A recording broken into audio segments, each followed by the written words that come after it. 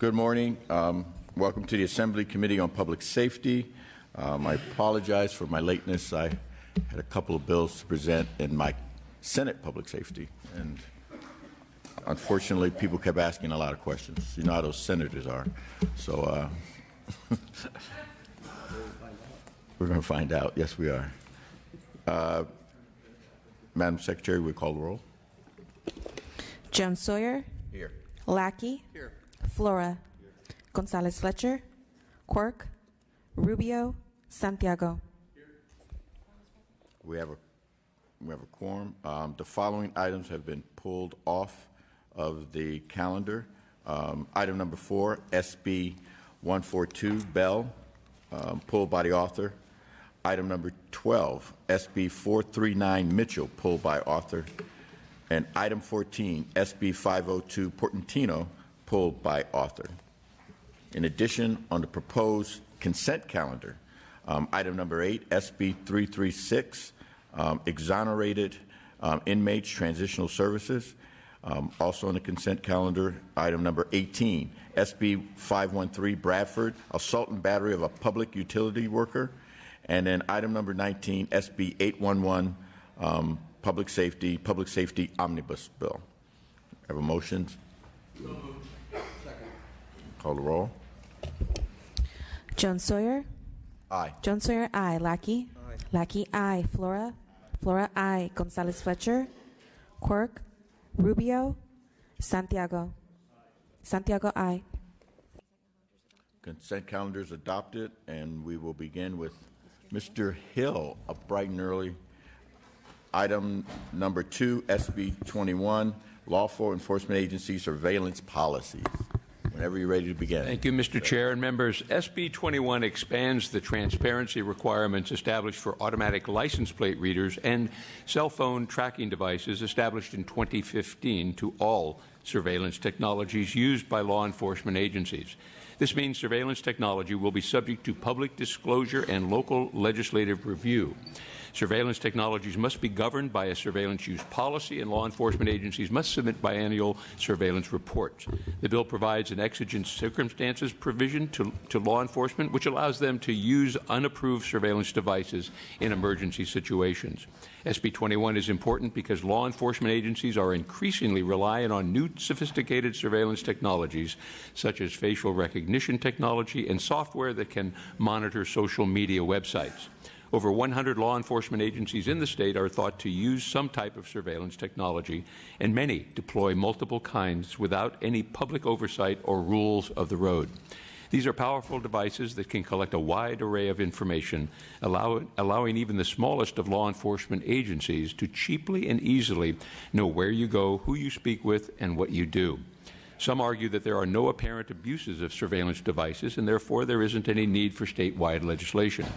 The issue is that law enforcement's secretive use of surveillance technologies makes it hard to fully define the scope of the problem, and that in itself is a troubling point. And that in and of itself is a troubling point. But despite the secrecy, some misuse has been uncovered. For example, an investigation found that the Calexico Police Department bought surveillance equipment and used it to spy on elected officials and members of the public who filed complaints with the intent to extort. When I authored similar legislation in 2015 that applied to license plate readers, a similar argument was made that there weren't any abuses. But we discovered that misuses had occurred. For example, Virginia State Police recorded data about the political activities of law-abiding people, such as recording information about people attending campaign rallies for Obama. A Boston police officer used license plate readers to track down a woman he had met while on duty, and the New York Police Department used license plate readers to identify people as they arrived at city mosques as part of their ongoing surveillance of Muslims. This is why SB 21 legislation is needed. As demonstrated by these examples, mass surveillance can be misused, and transparency is vital to ensuring its appropriate crime-fighting uses. Law enforcement groups also argue that by creating transparency, we are providing a surveillance roadmap to criminals. This is not the case. The mere knowledge of a police tactic does not render it useless. There are already laws mandating the disclosure of wiretaps and license plate readers, and yet these tactics still help catch criminals. Even though the current law mandates disclosure of their use, People say incriminating things on phones and wiretaps lead to hundreds of arrests each year. License plate readers are also subject to public transparency, and despite this, at least 130 law enforcement agencies rely on the devices to help fight crime. For example, the city of Laverne has 24 license plate cameras which are governed by a publicly available privacy policy. The cameras have helped recover at least 39 stolen cars and solve 10 burglaries. Transparency has not rendered wiretaps and license plate readers useless, and similar transparency will...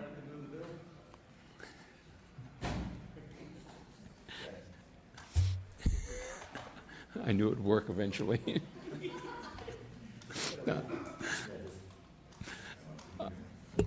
Yes, I think I just commented That's very good. Thank you. about senators and I will. Well, we have a responsibility as elected officials. Members, did you second it? Did I hear? All right. Very good. Thank Yes. you. I have witnesses in support. Thank you, Mr. Chair and Assemblymember Santiago. yes. 2 I'll minutes. try to make it real fast. My name is Dave Maas, and I'm a surveillance researcher for the Electronic Frontier Foundation. Law enforcement agencies are acquiring advanced surveillance technologies without providing elected officials or the public with the information they need to make an educated decision. In fact, too often law enforcement agencies obtain this equipment without any kind of public process at all.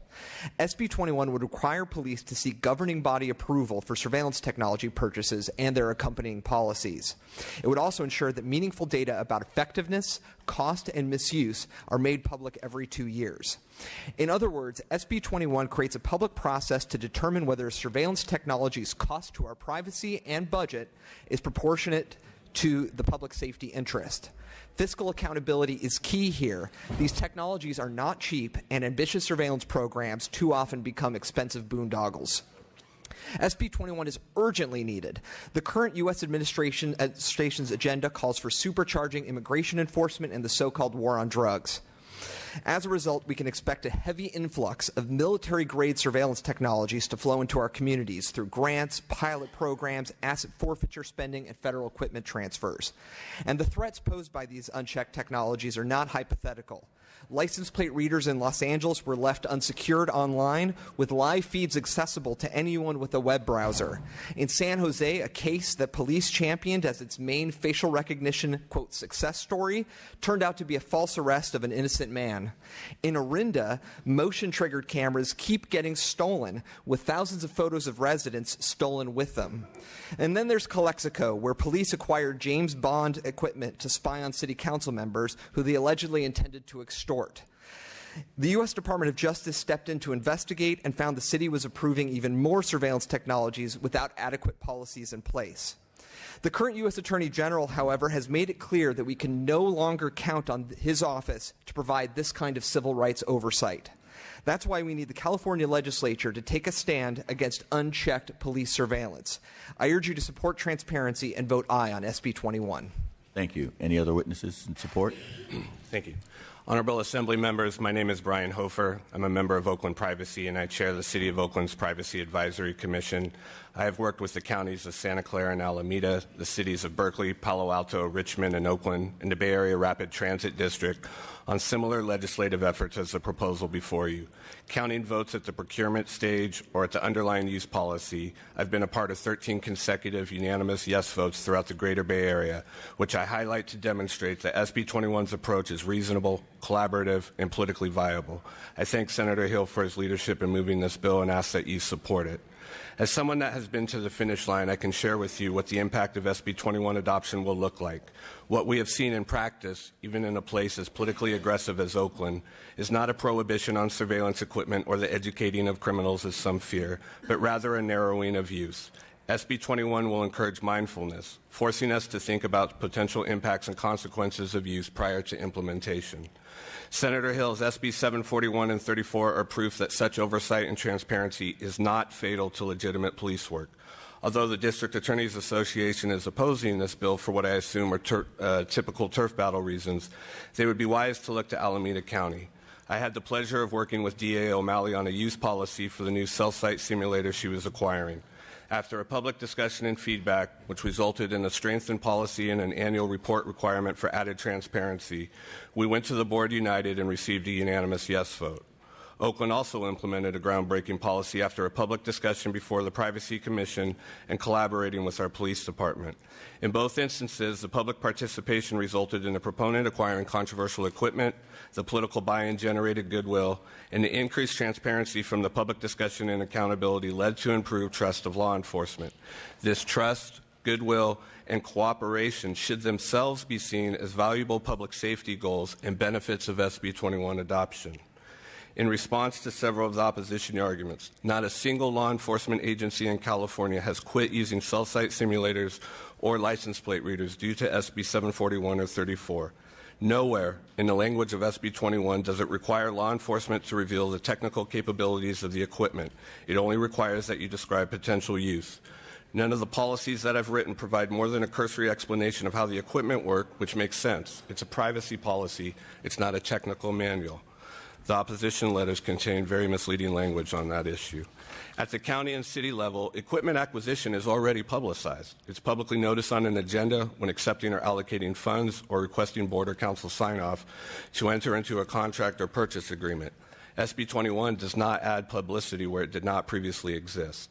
There's nothing radical about this bill per se, other than that we haven't done it before as to surveillance equipment. We spend more time discussing and imposing regulations on barbershops and taco trucks than on equipment capable of tracking my whereabouts in real time, locating me within my own home, place of worship or doctor's office, or tracking my face as I walk about town. We already have use policies for automobiles, office equipment, and other government-owned property, requests for proposals and contracting guidelines, annual reports, and so on. SB 21 treats this like any other proposal. Come to the governing body and justify it. Come back later and tell us how you've used it. By what standard is that controversial or unreasonable? I'm happy to answer any questions about use policies if you have, and I thank you for listening. Thank you, sir. Are there any other witnesses in support? Name and organization, please. Good morning, Mr. Chair and members. Sawait Sium on behalf of California Public Defenders Association and Public Interest Advocacy here in support. Thank you. Mr. Chairman, members of the committee, Craig DeLuz on behalf of the Firearms Policy Coalition in support. Thank you, Ms. Good morning, Nicole Arnaiz with the Hernandez Strategy Group on behalf of the California Attorneys for Criminal Justice in support. Thank you. Thank you. Maddie Hyatt from California Civil Liberties Advocacy in strong support. Thank you. Are there any witnesses in opposition? 1, 2, 3, 4, 5, 6.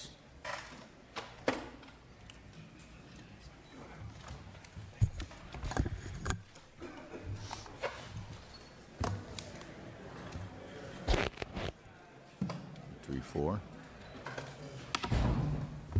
So I assume you know you have 5 minutes and you know how you'll divide up that time among 5 people.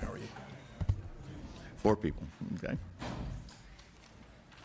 Good morning, Mr. Chair and members. Usha Machlar on behalf of the California State Sheriffs Association. We appreciate some of the points that the author has made, but from the sheriff's perspective, we are concerned about the requirement that sheriffs submit the initial policy for approval as well as amendments based on future technology acquisition to the County Board of Supervisors. Sheriffs are independent elected officials and respectfully should not be required to obtain the approval of the Board of Supervisors before determining how to best carry out their duty to protect the public safety. In fact, by limiting the ability of the sheriff to acquire surveillance technology without the prior consideration of the policy by the board, SB 21 likely violates Government Code Section 25-303, which states in relevant part, the Board of Supervisors shall not obstruct the investigative function of the sheriff of the county. And for these reasons, we respectfully oppose. Thank you. Thank you. Next. Mr. Chair and members, Tim Cromartie on behalf of the League of California Cities. We are unfortunately opposed to the measure. We have lingering concerns about the degree of disclosure that may be required under the bill currently, but we are very grateful to the author for working with us to address other concerns that we've had. We do support the larger objective of having some accountability on the part of our law enforcement agencies in their use of this technology. Thank you. Chair and members, Jonathan Feldman with the California Police Chiefs Association. We've worked with the Senator on bills to make sure that we have transparency for some of the surveillance technology that we use. We think this bill, unfortunately, is a little too broad We're concerned about the public disclosure during the public hearings for approval of the policy.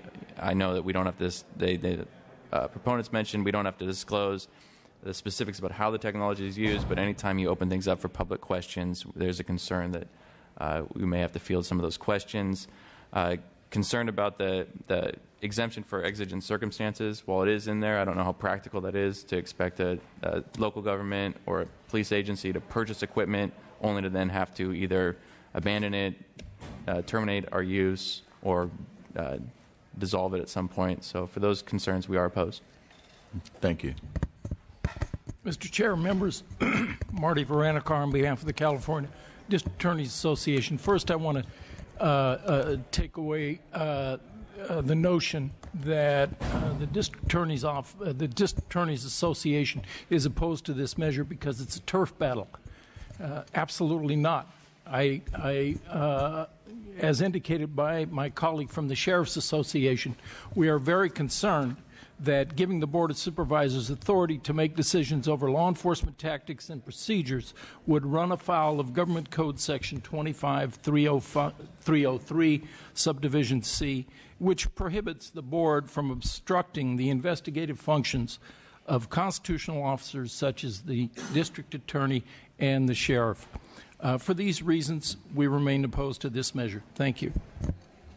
Thank you. Are there any other witnesses in opposition? And we'll keep it quick. Ryan Sherman with the Riverside Sheriffs Association. We concur with the statements from our colleagues. Also, we're concerned about the retroactivity portion of the bill, and we request a no vote. Thank you. Thank you.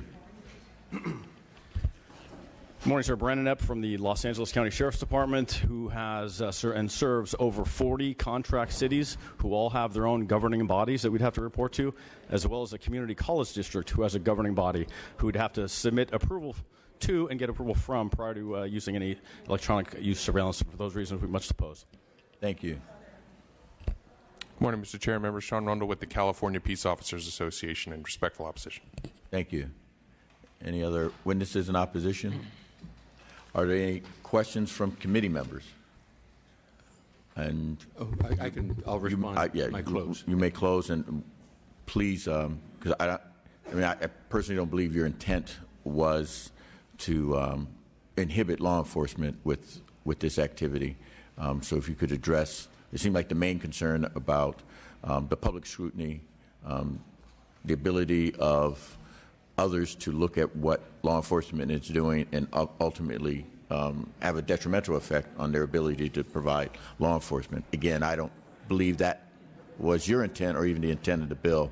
I'm encouraged what the League of Cities said when they said that if you stick with the intent of the bill, you could work through a lot of this to get to a resolution. So if you may address some of those. Thank you, Mr. Chair. And yes, and I think there's some very good comments made by the opposition, and one in particular with the Sheriff and the District Attorneys Association. We're looking at and working with Ledge Council now to try and find and see what options are available to address their concerns with authority and the fact that they are independently elected officials and that the Board of Supervisors certainly, as we all know, has budgetary and financial responsibility and oversight, but in terms of the policies of the information that they have and the technology that they use. So we're working on something to make some changes with that to make it work for them. I think at the end of the day they will be fine with that as we give them the independence that I think they have and deserve. With regards to the technology, and as we've seen with license plate readers, with stingrays, with wiretapping, the fact that technology is exposed and identified has not resulted in any reduction in the ability of it to capture and certainly identify criminals. It's not something that is a problem, and as was mentioned even by our witness, this does not go into the details of the technology. It's just recognizing that you have this technology in the city. You could not have that technology in the city and borrow it. The exigent policy that we have in the bill will allow for a city that does not have that technology, which has not gone through the disclosure of it, to borrow it in an emergency or in an as-needed situation. They will have to disclose that in the back end, but initially they don't, and that's technology that they wouldn't have. So I don't see that this affects the the law enforcement's ability to do their job by the fact that this information and technology is identified. And I respectfully ask for an aye vote, members. Thank you. Thank you, Mr. Chair. And the chair is recommending an aye vote based on you telling us right now today that you will work closely with law enforcement to hopefully assuage some of their, if not all of their concerns. And I think I we'll know get you, there, Mr. Chair. you will I work really, diligently. in fact, I'm committed. I share their concern and the issues that they raised, and we'll get there. Okay. Thank you, Mr. Chair. Madam Secretary, call the roll. Jones Sawyer. Aye. Jones Sawyer, aye. Lackey. Flora. Flora, no. Gonzalez Fletcher. Rubio. Rubio, aye. Santiago. Measures on call. You need two more. Many of our members are testifying on your side of the House right now with I their know the bills. problem well. Thank you.